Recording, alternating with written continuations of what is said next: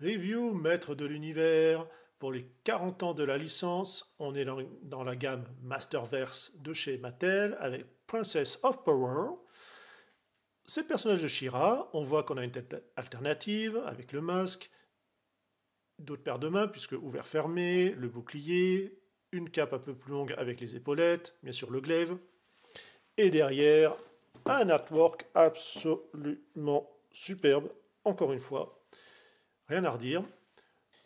Ici, voilà, tout simplement un joli autre artwork de She-Ra, la princesse, et on déballe cela. On attaque notre ami She-Ra.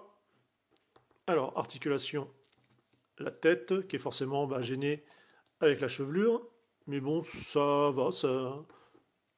Il y a un petit truc quand même, ça bouge assez bien. Ici, double coude, je force pas, mais vous savez qu'il y est. Là, pareil, il y a une rotation. Le torse.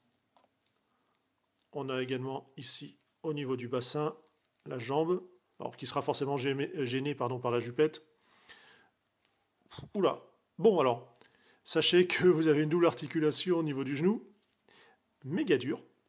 Rotation ici. Oh, avec la peinture qui est restée un petit peu sur le corps et la rotation avec l'inclinaison également de la cheville. Comme d'habitude, on ne change pas une équipe qui gagne, il va falloir faire passer tout ça à l'eau chaude ou au sèche-cheveux pour donner un peu de souplesse. Alors la cape aussi voilà, va mériter un coup de fer pour défroisser, parce que voilà, le conditionnement avec en plus le scotch, ça fait que c'est pas terrible.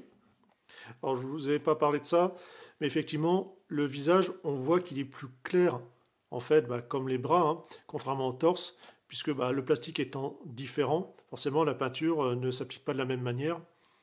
Enfin, même si c'est carrément injecté en termes de colorant directement au moment du moulage, mais en tout cas, du fait d'avoir cheveux et diadème qui entourent complètement le visage, ça ressort encore plus d'avoir quelque chose de plus clair, contrairement au torse. Mais bon. Ici, on l'a sur une bague. Quand on met l'autre, on a vraiment l'ensemble, comme cela, qui va mériter un coup de chaud, puisque le cœur, voilà, la forme du cœur fait un peu la gueule. Toujours, si vous avez des soucis pour enlever ou mettre une pièce, ne pas hésiter à la chauffer. Et voici notre ami She-Ra, qui est vraiment classe, et qui, voilà, contrairement à Evelyn, elle a des parties d'armure, jambières, bras.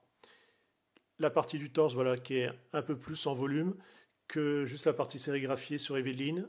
C'est ça qu'il fallait refaire directement sur l'autre personnage.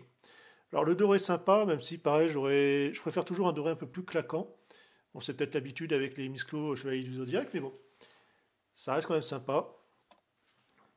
La pierre transparente voilà, sur le bouclier, puisque le bouclier en lui-même, il est transparent. C'est la peinture ensuite qui est appliquée dessus. La pierre qu'on retrouve également voilà, sur l'épée. I have the power. Une belle figurine bien réalisée. On va avoir comme ça les deux capes, les deux têtes. Bon, paire de mains supplémentaires, ça c'est toujours sympa. Ça permet de varier un peu, même si c'est simplement pour tenir une arme ou juste fermer. Ça va pas plus loin. Il faudrait un peu plus voilà, de fun, mais ça c'est autre chose. Comme je vous disais, cette fois-ci, on a vraiment une armure. En fait, il n'y a que Evelyn dans la gamme qui fait un peu tâche. Les autres sont vraiment sympas. Ça permet d'avoir quelque chose d'assez proche des motus classiques. Eh bien, nous sur ce, on se voit une prochaine. Allez, bye bye, et j'espère que cette revue vous a plu. Allez, salut.